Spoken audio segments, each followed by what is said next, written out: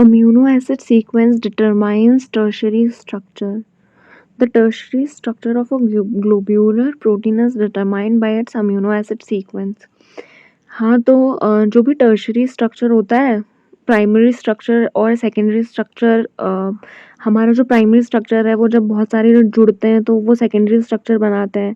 फिर जब secondary structures बहुत सारे सारे जुड़ते हैं तो वो टर्शियरी बनाते हैं। तो यही है कि जो टर्शियरी स्ट्रक्चर है ग्लोब्यूलर प्रोटीन का, वो डिटरमाइन करता है, जो अमीनो एसिड का सीक्वेंस होता है वो चीज़ बताती है कि उसका टर्शियरी स्ट्रक्चर क्या होगा।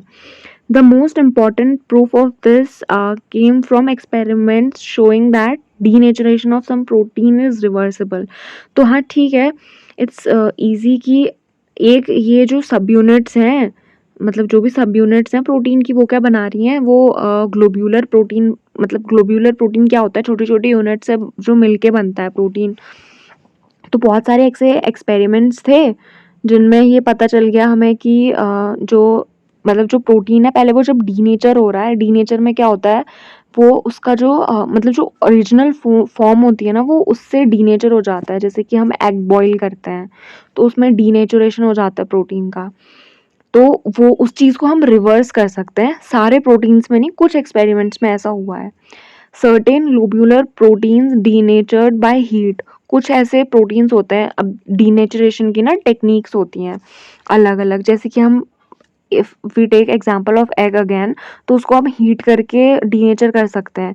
तो कुछ कुछ ऐसी प्रोटीन्स होती हैं जिनमें अगर हम पीएच को भी बढ़ा दें, मतलब उनका पीएच चेंज कर दें, या तो कम कर दें तो ज़्यादा कर दें, उससे भी वो डीनेचर हो जाता है। और भी बहुत सारे डीनेचरिंग एजेंट्स होते हैं कई बार। तो उन सबको हमने क्या किया, उस एक्सपेरिमेंट में हमने उस ग्लोब्यूलर प्रोटीन को इंट्रोड्यूस कराया, उसको डीनेचर किया। तो जब हमने उसकी जो उसका नेटिव स्ट्रक्चर है वो उसको रीगेन कर ले रहा है, जब हम उसको वही इनिशियल कंडीशंस प्रोवाइड कर रहे हैं जिससे कि वो स्टेबल हो जा रहा है अपनी नेटिव, मतलब नया हो, मतलब जहाँ से वो बिलोंग करता है वो वाला कन्फिगरेशन। ठीक है, this process is called renaturation. तो पहले क्या किया तुमने, ये एक प्रोटीन है उसको डीनेचर किया, फिर उसके बाद वापस से वो जो उसका ओरिजिनल फॉर्म था उसमें ले आए, तो ये रीनेचुरेशन हो गया। A classic example is the denaturation and renaturation of ribonuclease. Ribonuclease, if you remember, तो यार ये ना छोटी क्लासेस में हमने पढ़ा था, ऐसे करके ना 2 यूनिट्स होती हैं उसकी राइबोसोम्स की। तो यहाँ पे प्रोटीन की चेन आती है यहाँ से, और एक प्रोटीन यहाँ से उसमें प्रेजेंट होता है। तो वो क्या करता है ना, जोड़ते जाता है इनको ऐसे करके। तो ये यहाँ से क्या निकल जाता है, एक पूरा प्रोटीन का नया चेन निकल जाता है। तो ये दोनों सब यूनिट्स हैं, तो ये कभी जुड़ रही हैं, और ये राइबोसोम्स में, राइबो न्यूक्लियस में होता है ये। तो ये कभी जुड़ रही हैं और फिर कभी क्या हो जा रही हैं, डिटैच हो जा रही हैं। जब इनका काम खत्म हो जा रहा है तो ये अपनी अपनी सब यूनिट्स में चली जाती हैं। तो इसी को रीनेचुरेशन कहते हैं, और उसका बहुत क्लासिक एग्जाम्पल है ये राइबोन्यूक्लियस। ये यहाँ पे है इसका। Purified ribonuclease can be completely denatured by exposure to a concentrated urea solution in the presence of a reducing agent. तो इनने, क्योंकि ये डीनेचर और रीनेचर हो रहा है, तो इनने एग्जाम्पल ही राइबोन्यूक्लियस का लिया है।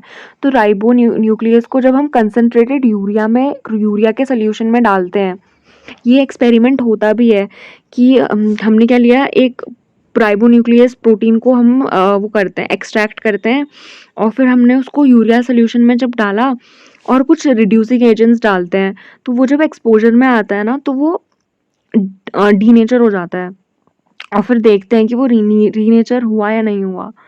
The reducing agent cleaves the 4 disulphide bonds to yield 8 cis residues, and the urea disrupts the stabilizing hydrophobic interaction. तो इसमें यही पूरा बताया है इस वाली लाइन पे। Denaturation of ribonuclease is accomplished by a complete loss of catalytic activity. तो जो denaturation होता है राइबोन्यूक्लियस का, अगर हम उसकी कैटालिटिक एक्टिविटी क्या है यहाँ पे उसकी, वो क्या कर रहा है, प्रोटीन बना रहा है, बेसिकली प्रोटीन फैक्ट्री तो होता है राइबोसोम। तो राइबोन्यूक्लियस का काम क्या है, वो क्या कर रहा है, एक एज अ कैटलिस्ट वर्क कर रहा है। कैटलिस्ट क्या करता है, इन्हांस करता है रिएक्शन को। तो एज अ कैटलिस्ट वो यूज कर रहा है। तो अब हम कब कहेंगे राइबोन्यूक्लियस का डीनेचुरेशन हो रहा है, जब वो कैटालिटिक एक्टिविटीज शो नहीं करेगा। When the urea and the reducing agent are removed, जब हमने क्या किया, यूरिया को और उसके रिड्यूसिंग एजेंट्स को रिमूव कर दिया, तो ये क्या हो गया, वापस से जुड़ गए और ये जो डीनेचर्ड राइबो न्यूक्लियस था वो वापस से रीफोल्ड हो गया। तो जब ये रीफोल्ड हुआ तो इसने अपना टर्शरी स्ट्रक्चर को वापस से रिस्टोर कर लिया। The refolding of ribonuclease is so accurate that the 4 intra-chain disulfide bonds are reformed. तो वो जो अपनी जिस पोजीशन से वो हटे थे वो उसी पोजीशन पे वापस आ गए, पुरानी पोजीशन पे अपनी। तो इसको मैथमेटिकली कैलकुलेट किया उनने। ये लिखा हुआ है इसमें कि 8 सिस रेसिड्यूज थे, उनको रिकम्बाइन किया किसी भी रैंडम फॉर्म में 4 डाइसल्फाइड बॉन्ड्स की, जिसके 105 वेज थे। यानी कि हम उनको अगर वो जिस राइबोन्यूक्लियस किससे बना है, सिस रेसिड्यूज से बना है, तो उसमें 8 सिस रेसिड्यूज होते हैं। अब अगर उन 8 सिस रेसिड्यूज को हम 4 डाइसल्फाइड के साथ अगर हम बॉन्ड करवाएं ना, तो 105 डिफरेंट प्रोटीन्स बन सकते हैं। लेकिन वो वापस उसी जगह पे वापस से जुड़े, वो जहाँ से वो हटे थे basically. In fact, an essentially random distribution of disulfide bonds is obtained when the disulfides are allowed to reform in the presence of denaturant, indicating that weak bonding interactions are required for correct positioning of disulfide bonds and assumptions of a native configuration. तो बहुत ज़्यादा random distribution disulphide bonds के बन सकते हैं, लेकिन उसने डीनेचुरेंट ने वो अलाउ नहीं किया। जब वो वापस से उसने रीबॉन्ड बनाया ना, बाकी सबके साथ उसका बहुत वीक बॉन्ड था। जो उसका ओरिजिनल फॉर्म है ना, वहीं पे उसकी सबसे ज़्यादा मतलब सबसे स्ट्रॉन्ग बॉन्डिंग वहीं पे है उसकी। तो ये क्लासिक एग्जाम्पल किसने किया था, उस साइंटिस्ट का नाम दिया है क्रिस्टियन, 1950s में उसने किया था। और उसने ये क्या किया था, ये पहला एविडेंस दिया था कि जो अम्यूनो एसिड की सीक्वेंस होती है वो एक पॉलीपेप्टाइड चेन जो होती है वो क्या करती है, वो जितने भी अम्यूनो एसिड पॉलीपेप्टाइड बनाते हैं ना, उन सबके पास इंफॉर्मेशन होती है कि उनको किस तरीके से फोल्ड होना है उस चेन में, और उनकी इनिशियल स्टेज क्या थी। और ये क्या है, 3 डायमेंशनल स्ट्रक्चर बनाने के टाइम पे है, ठीक है।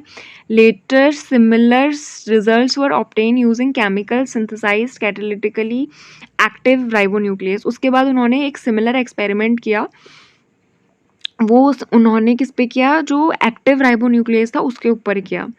This eliminates the possibility that some minor contaminants in Anfince's purified ribonuclease preparation might have contributed to the renaturation of the enzyme. This dispels any remaining doubt of that this enzyme folds spontaneously. तो अब उन्होंने वापस से experiment करके ये देखा कि क्या पता अगर उसके एक्सपेरिमेंट में कोई मतलब कोई भी किसी भी तरीके की माइनर एरर्स हो गए होंगे, तो उनको वापस से रीअश्योरेंस हो गया। तो कंक्लूजन यही निकला कि जो अम्यूनो एसिड होता है उसके पास एक मेमोरी होती है, वी कैन से, कि उसको ये पता होता है कि उसको वापस से कहाँ पे बॉन्ड बनाना है। यही है बस इस टॉपिक में।